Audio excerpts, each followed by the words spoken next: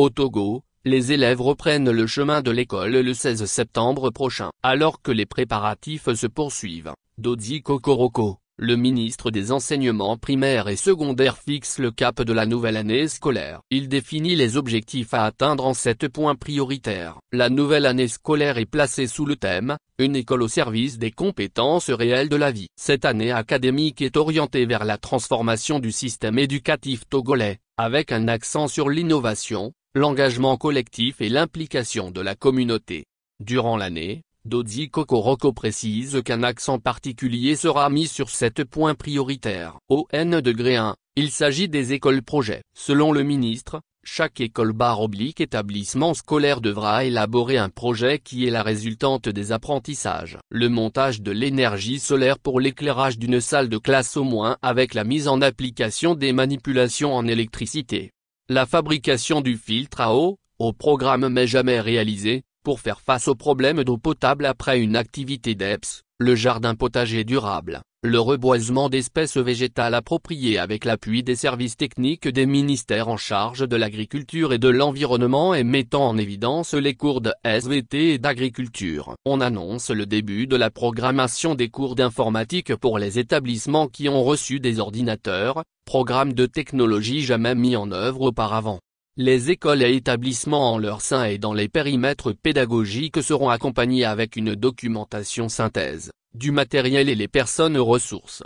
Le deuxième point porte sur le déploiement optimal et efficient du personnel enseignant et administratif. Selon Prof Dodi Kokoroko, la numérisation des outils de gestion aboutira, à partir de cette rentrée, aux alertes instantanées et au suivi plus affine des allocations. Les pertes du temps d'apprentissage des élèves seront réduites par ces mécanismes d'alerte et le rôle accompagnateur du personnel d'encadrement, déployé en nombre, dans toutes les circonscriptions pédagogiques et doté d'outils spécifiques à cet effet, de matériel roulant et de matériel informatique. La priorité N-3 est la pérennisation de la formation initiale. Dodi Kokoroko se réjouit du recrutement continu des élèves et professeurs d'école, EP, avec la 3e promotion en décembre 2024. Pour lui, le début de la formation de 134 formateurs, professeurs des EP, consolide pour des années, le tournant pour une éducation de qualité et accroît la bonne cotation de notre système éducatif.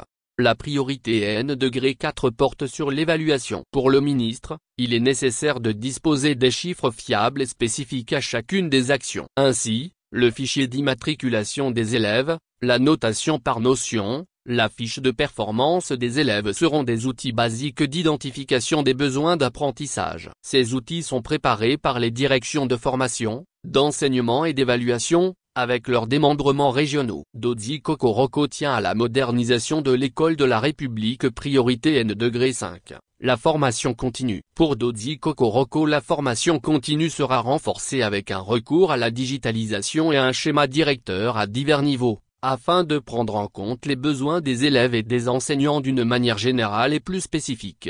La priorité N-6 reste l'implication des acteurs et partenaires. Le ministre annonce que son département et ses démembrements vont poursuivre les échanges avec les communes et les régions dans la mise en œuvre des plans locaux de développement et d'aménagement du territoire.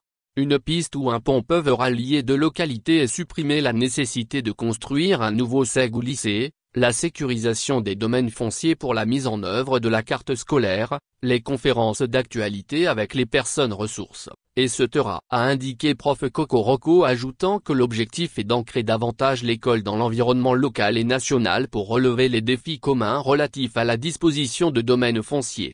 La priorité N-7 n'est autre que la concrétisation des 10 orientations de l'année scolaire écoulée. Ainsi, le ministre annonce que la disponibilité des manuels de sciences humaines et de citoyenneté dans les sections du préscolaire et les classes du primaire sera effective. Il garantit la continuité de l'élaboration de ces manuels pour les autres niveaux. Il souligne également le nouveau rôle des surveillants généraux formés en avril 2024 et qui sont devenus les conseillers principaux d'éducation, CPE. Ces derniers devront assurer la discipline, l'autodiscipline et l'accompagnement de l'élève dans la réussite de son projet scolaire personnel. Cette action, selon les prévisions réduira encore l'échec scolaire, les violences de toutes sortes et la déperdition scolaire. Nous sommes confiants que la mise en œuvre de ces différents axes permettra à notre système éducatif de poursuivre sa modernisation et répondre, tant aux attentes de nos populations qu'aux exigences de développement dans un environnement durable dans lequel la cohésion nationale, les valeurs citoyennes, la culture scientifique et les nouvelles technologies de l'information et de la communication sont primordiales, conclut Prof Kokoroko.